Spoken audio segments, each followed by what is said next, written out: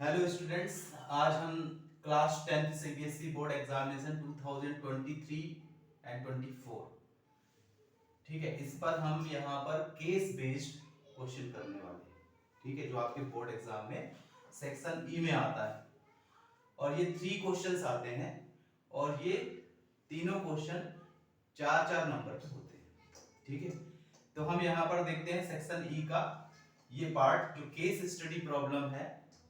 वो बच्चों में बहुत ज्यादा डर होता है इस टाइप के क्वेश्चन के लिए, क्योंकि यहाँ पर ये थोड़ा नया टाइप का है। यहाँ पर क्या होता है कि एक यहाँ पर हमें सिचुएशन दिया होता है। ठीक है, प्रैक्टिकल बेस्ड प्रॉब्लम भी कहते हैं इसको हम। एक सिचुएशन दी होती है और उस पर क्वेश्चन पूछे जाते हैं। ठीक है, अब यहाँ पर देखो इसमें क्या है, ये क्वेश्चन होते बहुत आसान है। ठीक है, लेकिन थोड़ा सा बड़ा होता है, यहाँ लिखा होता है एक सिचुएशन और वो काफी बड़ा हो जाता है कभी कभी, तो बच्चों को थोड़ा सा बड़ा होने की वजह से भी थोड़ा डर लगता है। ठीक है, तो हम यहाँ देखते हैं, अगर आप इसको एक बार समझोगे ना तो ये जो पार्ट है केस बेस्ड वाला बहुत सिंपल होता है। तो एक बार इसको समझते हैं। ठीक है, तो यहाँ पर हम देख रहे हैं कि क्या दिया हुआ है, जरा एक बार अच्छे से रीड करते हैं। ठीक है, तो रीड करेंगे, आप समझने की कोशिश करेंगे तो ये बहुत ही आसान है और 4 नंबर आपको एक क्वेश्चन के लिए मिल जाता है। मतलब टोटल आपका 12 नंबर हो गए, 12 मार्क्स हो गए ना। तो ये हम देखते हैं 12 मार्क्स का, जो ये तो हमारा एक ही क्वेश्चन है, ये 4 नंबर का है। ठीक है, तो हम यहाँ पर देखते हैं किस तरीके का क्वेश्चन, ये आपका सैंपल प्रॉब्लम है। ठीक है, इससे कुछ आइडिया आपको लगेगा कि ये आपका केस बेस्ड क्वेश्चन कैसे होते हैं।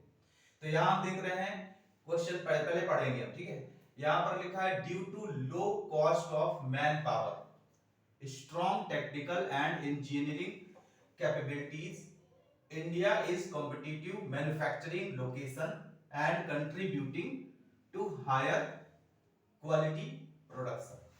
ठीक है, मैन पावर कम है इंडिया की, मतलब उसकी मैन पावर की जो कॉस्ट है वो कम है इंडिया की, इसलिए यहाँ पर जो भी चीजें टेक्निकल जो चीजें होती हैं, आइटम्स है, वो बहुत ज्यादा बनाई जाती हैं। ठीक है, और ये बड़ा ही इंडिया क्या है, बड़ा ही कॉम्पिटिटिव मार्केट हो गया है। India is competitive manufacturing location, है ना। मैन्युफैक्चर करने वाले ये टीवी, एलईडी और ये सब चीजों की जो है टेक्निकल चीजों की, जो इलेक्ट्रॉनिक चीजें हैं, उनका बहुत बड़ा एक लोकेशन है। और कंट्रीब्यूटिंग हायर क्वालिटीज प्रोडक्शन, और ये बहुत ज्यादा अच्छी क्वालिटी की चीजें प्रोडक्ट करता है, बनाता है। The production of LED TV panels in a factory increases uniformly by a fix number every year. अब यहाँ पे कह रहे हैं कि जो एलईडी टीवी पैनल्स बनाने का जो प्रोडक्शन है वो हर साल एक फिक्स नंबर में बढ़ता जा रहा है ना। इंक्रीजेस यूनिफॉर्मली यानी कि हर साल ये बढ़ रहा है। It produced 20,000 sets in 6 year. तो यहाँ पे ये चीज आपको थोड़ा सा कैच करनी है कि हमारे जो पूरा ये जो पैराग्राफ दिया इसमें कौन कौन सी चीजें मेन है। यहाँ लिखा हुआ है 20,000 सेट्स इन 6th ईयर, है ना। 6th ईयर में 20,000 सेट्स बनाता है and 25,000 sets in 8th year. तो 8th ईयर में 25,000 सेट्स बनाता है। तो ये आपको यहाँ पर थोड़ा कैच करना है। 6th ईयर दिया हुआ है 20,000 और 8th ईयर दिया है 25,000। ठीक है, अब यहाँ पर हमें इससे पता चलता है कि एक अर्थमेटिक प्रोग्रेशन का क्वेश्चन है। ठीक है, क्योंकि यहाँ पर 6th ईयर मतलब 6th टर्म दिया है यहाँ पे 20,000, और यहाँ जो लिखा हुआ है इसमें एक चीज की fix number every year. Fix number every year, हर साल एक फिक्स नंबर बनाता है। ठीक है, तो यहाँ पर increases uniformly by fix number every year, मतलब यही हो गया कि ये हर साल एक फिक्स नंबर में इंक्रीज कर रहा है, यानी कि इसका डिफरेंस क्या है, कॉमन है। आपने पढ़ा होगा अर्थमेटिक प्रोग्रेशन में कंसेक्यूटिव नंबर्स का जो डिफरेंस होता है वो कॉमन होता है। तो यहां से हमें पता चल जाता है कि ये हमारा अर्थमेटिक प्रोग्रेशन का क्वेश्चन है। अब कह रहे हैं based on the above information answer the following question. इस पर बेस्ड, अब ये इस इंफॉर्मेशन पर बेस्ड हमें क्वेश्चन पूछे गए हैं। पहला क्वेश्चन है what is the production in first year. पहले साल में कितना प्रोडक्शन है, तो आपको यहाँ पर देखो इसमें पहले साल में क्या प्रोडक्शन ये पूछा है। दूसरे में पूछा है find constant increase in production. Constant increase यानी कि जो कांस्टेंट इंक्रीज है इसका मतलब यहाँ पे इसका डिफरेंस पूछा है। ठीक है, और फर्स्ट ईयर में कितना प्रोडक्शन है, यानी कि यहाँ पर ए की वैल्यू पूछी है। अरिथमेटिक प्रोडक्शन में आपने को पता होगा कि यहाँ पर ए क्या होता है, फर्स्ट टर्म होता है, और डी क्या होता है, कॉमन डिफरेंस होता है, यानी कांस्टेंट इंक्रीज जो है वही कॉमन डिफरेंस है हमारा। ठीक है, तो पहले हम यहाँ पर इनको करते हैं। पहले तो आप देखो इसमें दिया क्या है, सबसे पहले आप देखो गिवन क्या है। गिवन अभी हमने देखा सिक्स्थ ईयर का मतलब क्या हुआ, A6 की वैल्यू हमें 20,000 दिया हुआ है, ठीक है ना। और A6 को हम क्या लिख सकते हैं, A plus 5D is equal to 20,000, ठीक है।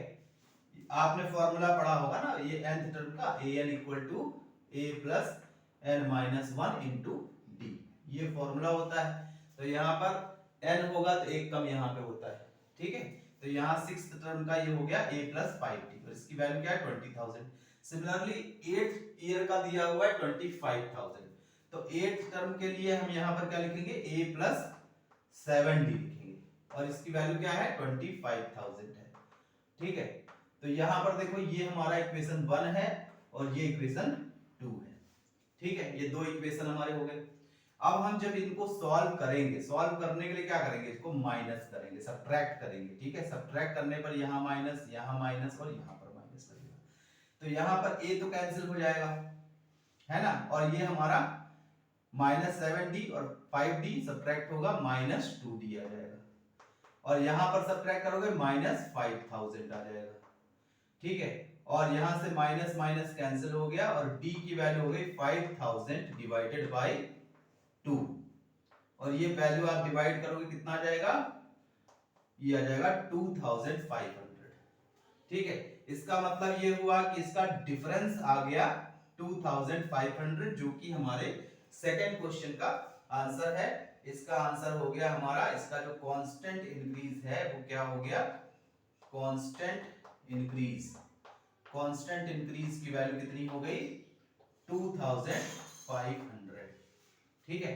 अब देखो यहाँ d की वैल्यू जब निकल गई तो हमें a की वैल्यू चाहिए। a की वैल्यू के लिए हम किसी भी इक्वेशन में, चाहे 1 में चाहे 2 में, d की वैल्यू पुट कर देंगे, ठीक है। तो अब यहाँ पर अगर हम फर्स्ट वाले इक्वेशन में d की वैल्यू पुट करते हैं तो क्या होगा, a प्लस 5, और d की जगह पर हम यहाँ लिख देंगे 2,500, ठीक है, और ये हमारा है 20,000, है ना। अब ये कितना हो गया, a प्लस 25 5 जा 125, और ये 2 जीरो यहाँ पे आ गया, ये 20,000 यहाँ पे आ गया, और a इक्वल टू कितना हो जाएगा 20,000 माइनस 12,500, ठीक है। इसको आप सब्ट्रैक्ट कर दो, तो सब्ट्रैक्ट करने पर क्या हो जाएगा, 20,000 और 12,500 सब्ट्रैक्ट कर दो, यहाँ पर ये जीरो 10 माइनस 5 5 हो गया, 9 माइनस 2 7 हो गया, और ये हमारा a की वैल्यू जो आई है, फर्स्ट टर्म हमारा क्या हो गया, फर्स्ट टर्म हमारा 7,500 हो गया, यानी कि हमारा फर्स्ट का आंसर हो गया 7,500, ठीक है। ये हमारा फर्स्ट का आंसर आ गया 7,500। यहां पर कांस्टेंट इंक्रीज मतलब d की वैल्यू आ गई 2,500, ठीक है। अब हम यहां पर थर्ड क्वेश्चन भी देखेंगे। थर्ड क्वेश्चन में क्या है, in which year the production is 3,000, तो यहां पर पूछा है 3,000 नहीं सॉरी, ये 3,000 नहीं है 30,000 है, ठीक है। यहाँ 30,000 किस ईयर में होगा, यानी कि हमें बताना है 30,000 हमारा किस टर्म में, कौन सा नंबर होगा, कौन सा टर्म होगा, ठीक है। इस एपी में 30,000 कौन सा टर्म होगा, तो हम यहाँ पर इसमें nth टर्म अगर हम मान लें, ठीक है, 30,000 मान लेते हैं, लेट nth टर्म हमारा 30,000 है, तो अब यहाँ पर फॉर्मूले में वैल्यू रखोगे, a plus n minus 1 into D होता है ना, ये फॉर्मूला an की वैल्यू हमारी ये होती है। अब यहाँ पर हम इसमें a और d हमने ऑलरेडी निकाल रखा है, ठीक है, a और d की वैल्यू यहाँ पर हम पुट कर देंगे, ठीक है। तो हमारा देखो इसको आप नोट कर लेना, मैं यहाँ पर मिटा रहा हूं इसको। यहाँ पर हम क्या करेंगे, अब यहाँ पर हम a और d की वैल्यू पुट करेंगे, तो ये हमारा a plus n minus 1 into d is equal to कितना है 30,000, ठीक है। और इसमें a की वैल्यू कितनी है 7,500, और plus n minus 1 into D. D की वैल्यू कितनी है? डी की वैल्यू हमारी है 2500, ये हो गया 2500, और इधर कितना है 30,000 है। अब यहाँ पर देखो 7,500 हम उस साइड ले जाएंगे, ट्रांसपोज करेंगे, तो ये हो जाएगा n minus 1 2500 equal to 30,000 minus 7,500। ठीक है, अब क्या करोगे इसको? अब इसको आप सब्ट्रैक्ट करोगे, तो 30,000 में 7,500 को हम यहाँ माइनस कर देंगे, तो ये कितना हो जाएगा 10 माइनस 5 5, और ये हो गया हमारा 9 माइनस 7 2, और ये यानी कि ये हो गया हमारा n minus 1 into 2500 equal to 22500। ठीक है, अब क्या होगा? अब यहाँ पर ये 2500 हमारा जब उधर जाएगा तो ये डिवाइड हो जाएगा। ठीक है, जब ये डिवाइड होगा तो ये 2 जीरो यहाँ पे कट जाएंगे, है ना, और 5 5 जा 25, 5 4 जा 20, और ये 5 5 जा, यानी 5 9 जा 45 हो गया। ये हमारा n की वैल्यू, n माइनस 1 की वैल्यू 9 आई है, तो n is equal to 9 plus 1, n is equal to 10। इसका मतलब क्या हुआ? इसका मतलब यहाँ पे इसका आंसर क्या आ जाएगा? 10th ईयर में ये वैल्यू हमारी 30,000 हो जाएगी। ठीक है, तो ये आपका तीनों क्वेश्चन हो गया। फर्स्ट का आंसर है 7,500, सेकंड का आंसर है 2,500, और थर्ड का आंसर है 10th ईयर। ठीक है, तो ये आपका केस बेस्ड क्वेश्चन कंप्लीट हो गया। ये टोटल 4 मार्क का क्वेश्चन कंप्लीट हुआ। इस तरीके के क्वेश्चंस पूछे जाएंगे। ठीक है, तो आपको उम्मीद है समझ में आया होगा। इसी तरीके के क्वेश्चंस आपको 2 और क्वेश्चन होंगे, यानी टोटल 3 क्वेश्चन होते हैं। ठीक है, तो ये आपका कंप्लीट हो गया क्वेश्चन 4 नंबर का। Thank you very much.